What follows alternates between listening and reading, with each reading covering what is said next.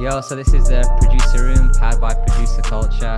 Really excited today. We've got the boy Jordan Fox in the building. Special episode today. So I know we usually cover like the story behind the placement, but we've got a treat for you today. So we're going to cover the story of how Jordan went from the start to signing to Murda Beatz, which is, I know it's going to be a crazy story. So, man, was music always something you were focusing on, or what's kind of your background?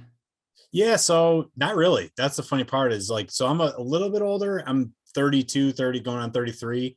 But I got to music. It was actually my last week in college. My roommate was like, because he had a digital piano that like I like stole out of his room and I was like just messing around with, like watching YouTube videos and playing like popular songs and stuff. And he's like, dude, why are you doing that? He's like, you have an iMac, you have GarageBand on there. I was like, what's that?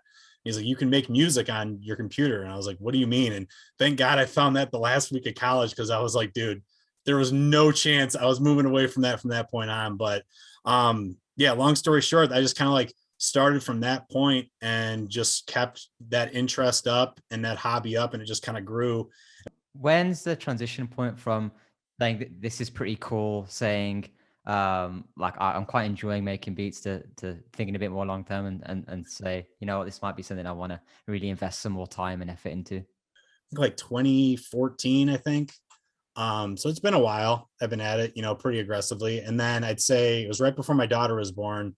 So I was doing that for like 4 years, just learning the stuff. So 2018, I was putting my stuff on Looperman, and guys were hitting me up, and actually Thelabcook, who I still talk to this day, is my boy, is awesome dude. He hit me up and was like, hey, I like your stuff that you're posting. So I'm putting together a team, or I got a couple other guys that I'm looking to sign. And I still talk to these guys to this day. Matter of fact, my one guy, he just hit me last night. He's like, hey, we got one finally together. And I was like, no shit, like after all these years of working together. But that was when I was like, whoa, like it kind of clicked. I was like, damn, dude, that's Rich the Kid's producer. Like I can make money off of this and do it more. And I went from making beats to like pretty much exclusively making like samples like I do today, based off of just Thelabcook's interest in, hearing what I did and what I made. But yeah, he was kind of I always tell him that, I'm like, dude, you're kind of the one that kicked me into this freaking mess of debt, But yeah, man, that's it. How long are you on Looperman for before you getting reached out to? Great question. Probably, and not even that long. I think like I never actually looked back at it. Remember, I met a couple guys in there. This one kid who's just wild still this day, probably 3 months, I'd say.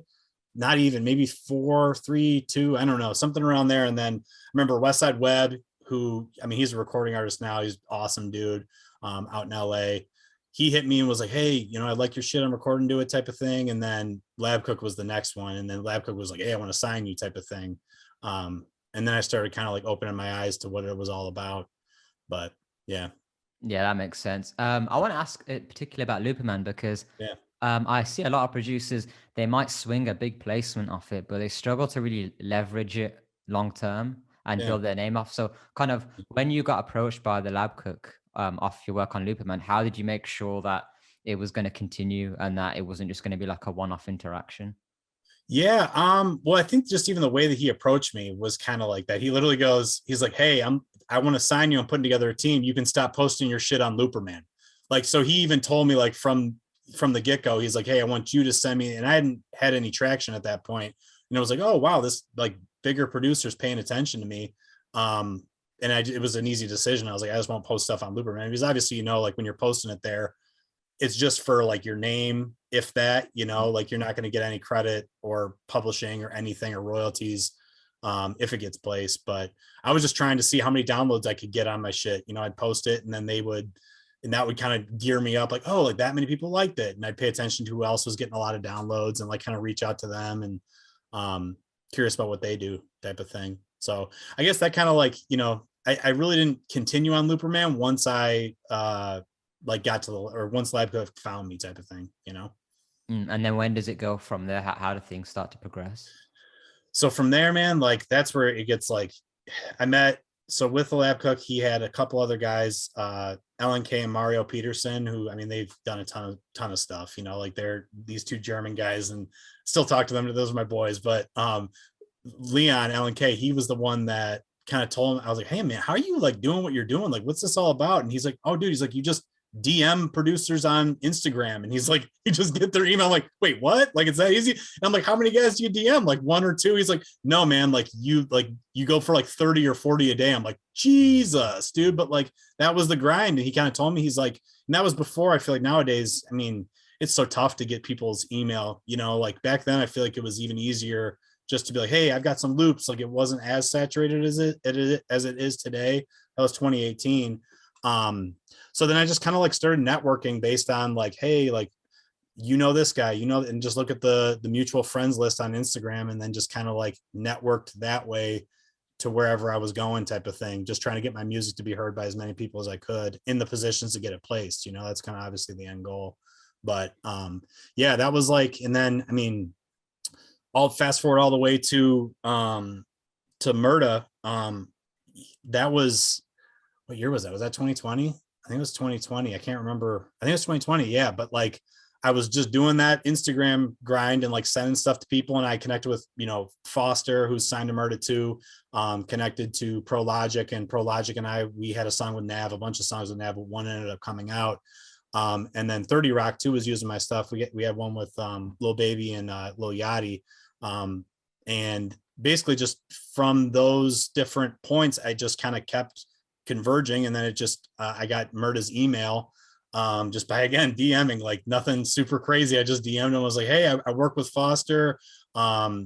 He said that you guys cooked up some stuff to one of my loops the other day or whatever. And Murda's like, here's my email. And I just bombarded his email for as long as I could.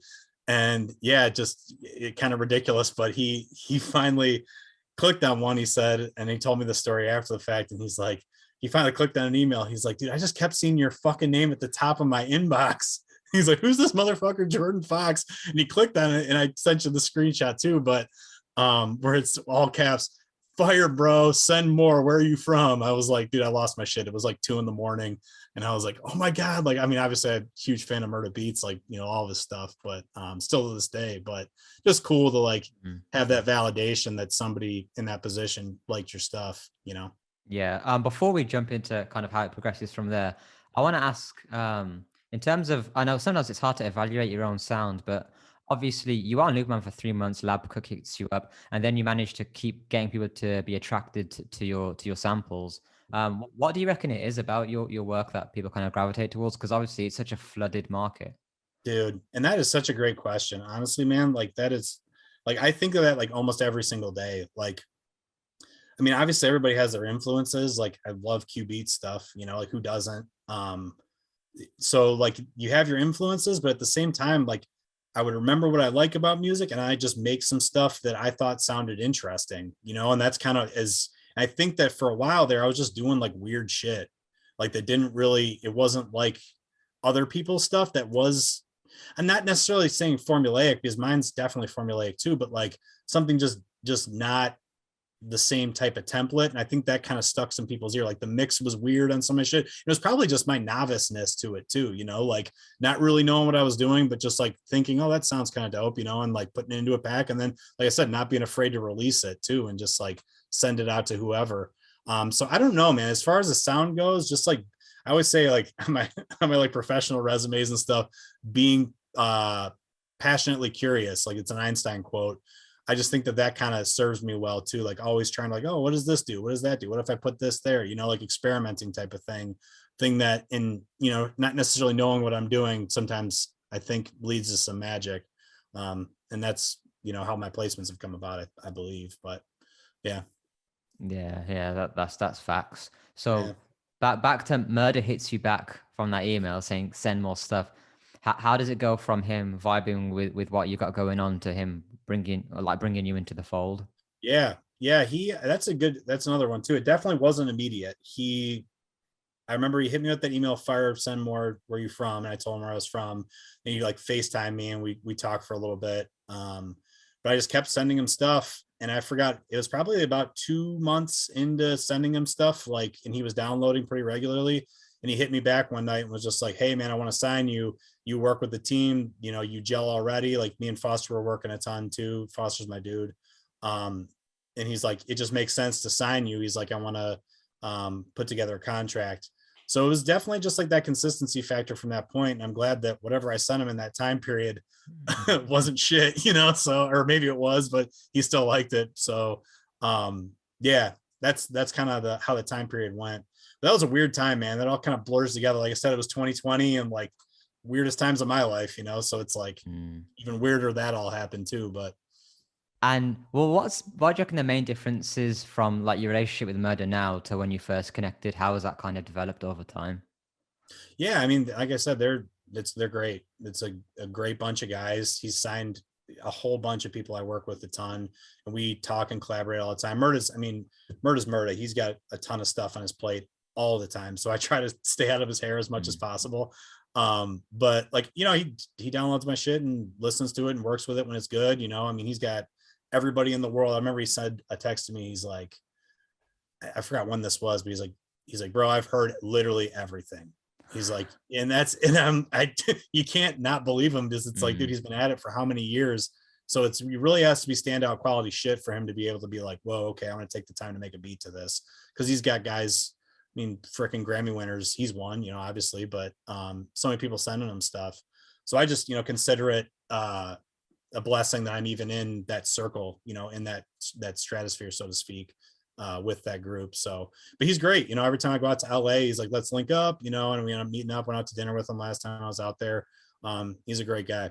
But man, we appreciate you taking the time to speak with us Yeah. and breaking that down. I think Yeah. it's going to be beneficial for a lot of people to know how you built it up to this point. Yeah, So man. thank you. Yeah, I appreciate you asking, man. Now, all good. But man, this has been the Producer Room, powered by Producer Culture. The big goat, Jordan Fox, in the building. And I'll catch you on the next one. Peace. Thanks, man.